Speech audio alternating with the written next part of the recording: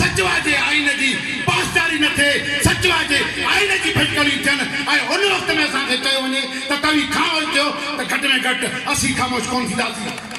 असीं उन वक़्त में बि ख़ामोश कोन थियासीं जॾहिं जाम छोरे जे प्रेस क्लब मां वेही प्रेस कॉन्फ्रेंस करे हलायो वियो हुयो सचवा खे ख़तमु करे सकवा ठाही वई हुई मूंखे यादि आहे त पहिरीं फोन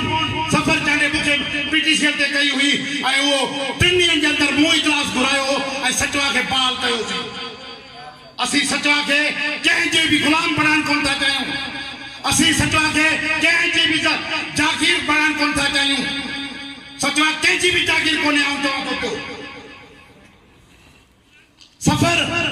पाण ख़ुदि चवंदो हुयो उनजी हयाती में जेकॾहिं सचवा जी तव्हां तारीख़ खे ॾिसो त कुल 3 चेयरमैन रहिया आहिनि सचवा जे 23 सालनि खे पोयां 23 सालनि खे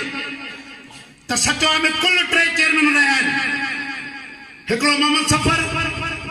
ॿियो गुलाम रसूल टियों आऊं अकबर साहब को चेयरमैन ॿियो न रहियो आहे ऐं जॾहिं मां 2003 में चेयरमैन थियो हुउसि त सफ़र मुंहिंजो ख़ज़ानची थी करे मुंहिंजी टीम में मूंसां शामिल थी हलियो हो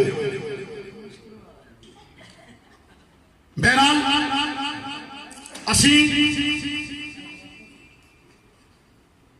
सचवा सां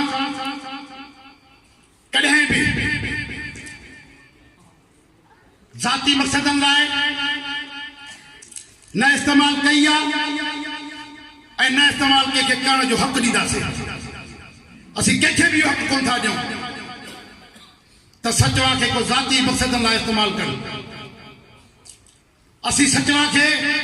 कॾहिं बि प्लाट खोरनि जे हवाले कोन कंदासीं